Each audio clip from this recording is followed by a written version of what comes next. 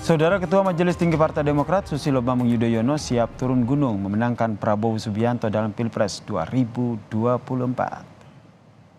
Dengan izin Allah, masa Pak Prabowo untuk memimpin kita semua adalah melalui Pilpres yang akan datang. For you, saya siap turun gunung. For you, saya siap turun gunung. Ya, ini adalah petikan pernyataan Ketua Majelis Tinggi Partai Demokrat Susilo Bambang Yudhoyono yang bilang bakal turun gunung demi memenangkan Prabowo Subianto dalam Pilpres 2024. Hal ini disampaikan SBY di hadapan Ketua Umum Parpol yang tergabung dalam Koalisi Indonesia Maju di Hambalang kemarin. Koalisi pendukung Prabowo pun semakin gemuk dengan adanya Demokrat. Kini yang dinanti adalah siapa sosok bacawa presnya. Soal ini, Wakil Ketua Umum Partai Gerindra Budi Satrio Jiwandono menyebut masih menunggu deklarasi resmi Partai Demokrat. Barulah ditentukan siapa sosok bacawa pres Prabowo. Harap pada saatnya nanti Partai Demokrat akan mengumumkan atau mendeklarasikan secara resmi cawapres dan lain sebagainya akan dikomunikasikan, diputuskan bersama-sama. Nanti pada saatnya Partai Demokrat sudah secara resmi mendeklarasikan pilihan politiknya, dan saya rasa bersama dengan Ketua Umum Koalisi Indonesia Maju akan diputuskan bersama. Saat masih bergabung di Koalisi Perubahan, Partai Demokrat kerap menggadang ketumnya AHY untuk menjadi bacawa pres. Lantas siapa pendamping Prabowo? Kita nantikan usai deklarasi resmi Partai Demokrat mendukung Prabowo yang rencananya bakal dilakukan pada Rapimnas Demokrat 21 September mendatang. Tim Liputan Kompas TV. Lalu apa makna pernyataan SBY yang bilang siap turun gunung untuk membantu kampanye baca pres Prabowo Subianto? Kita bahas bersama dengan Direktur Eksekutif Indo Strategik Ahmad Khairul Umam yang telah bergabung bersama kami di Kompas Malam. Salam sehat Mas Khairul. Ini Anda membacanya seperti apa ini pernyataan dari SBY? For you, saya siap turun gunung. Ya, statement dari mantan Presiden Susilo Bambang Yudhoyono di hadapan Capres Prabowo Subianto, saya pikir ini adalah sebuah ekspresi bagaimana kemudian beliau bersedia untuk all out memberikan dukungan kepada proses pencapresan dan pemenangan Prabowo Subianto. Oleh karena itu hal ini bisa dimaknai sebagai sebuah dukungan penuh, bahkan kemudian memberikan dukungan yang bisa diharapkan memastikan bagaimana proses kemenangan ke depan. Dilihat dari spektrumnya, tentu Partai Demokrat masih memiliki mesin politik yang bisa digunakan. Dalam konteks ini masih ada sekitar 54 kursi parlemen di DPR RI yang kalau misal itu dikonversi menjadi mesin sosialisasi, bagaimana kemudian mengonversi basis pemilih loyal mereka untuk memberikan dukungan pada Prabowo Subianto, tentu itu masih patut untuk diperhitungkan. Oleh karena itu di dalam konteks ini tentu dukungan dari seorang mantan Presiden SBY akan memberikan dukungan sekaligus penguatan secara moral politik kepada pencapresan Prabowo. Karena bagaimanapun juga Mas, pasca hengkangnya PKB dari Koalisi Indonesia Maju yang dipimpin oleh Prabowo Subianto, dari yang semula sekitar 46%, maka tinggal 36%. Tetapi sekarang dengan kembali masuknya Demokrat ke kubu Prabowo, maka kemudian basis dukungan dari kursi parlemen kepada pencapresan Prabowo kembali pada satu titik yang cukup optimal, yaitu di angka sekitar 45%.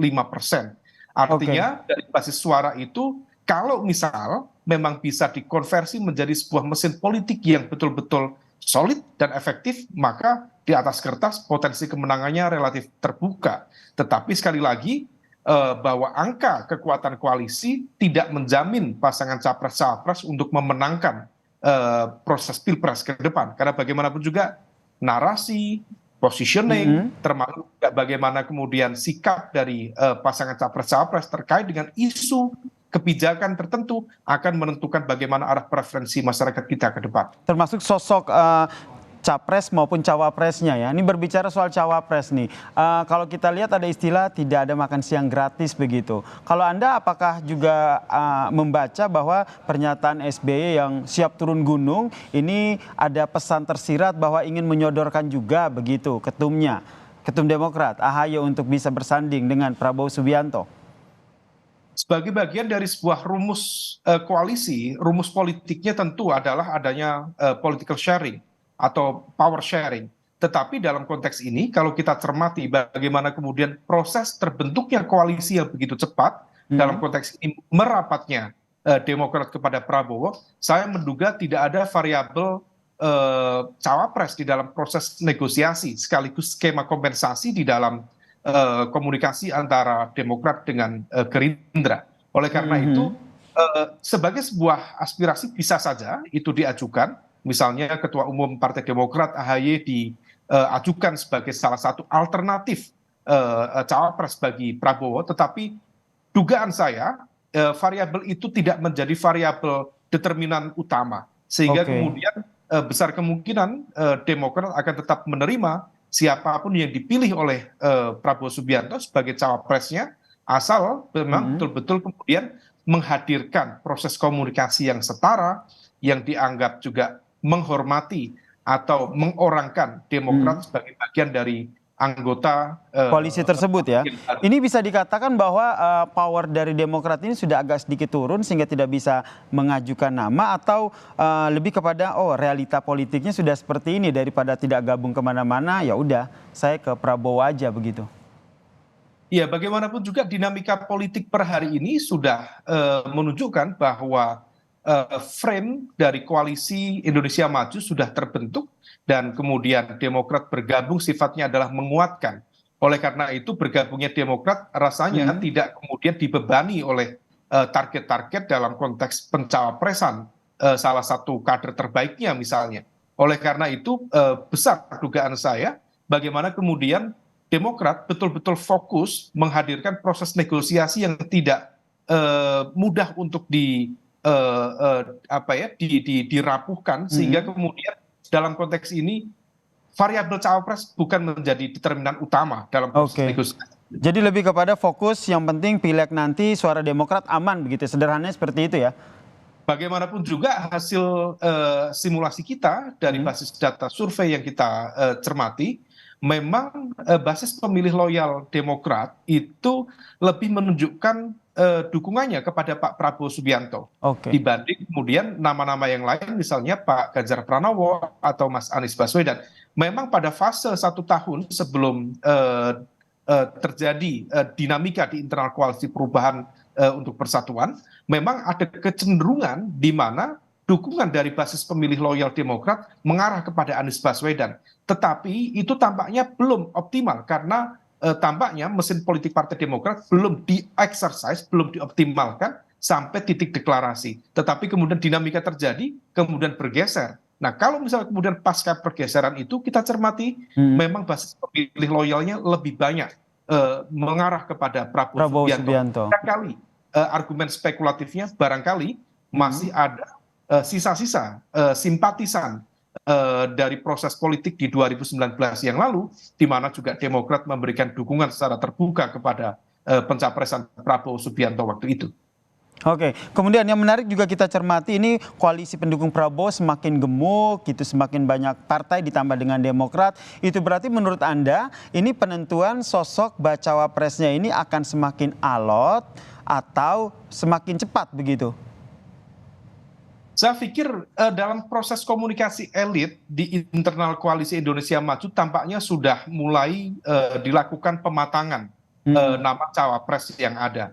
Tentu proses negosiasi akan terus berjalan, tetapi penggodokan nama itu sudah cukup matang.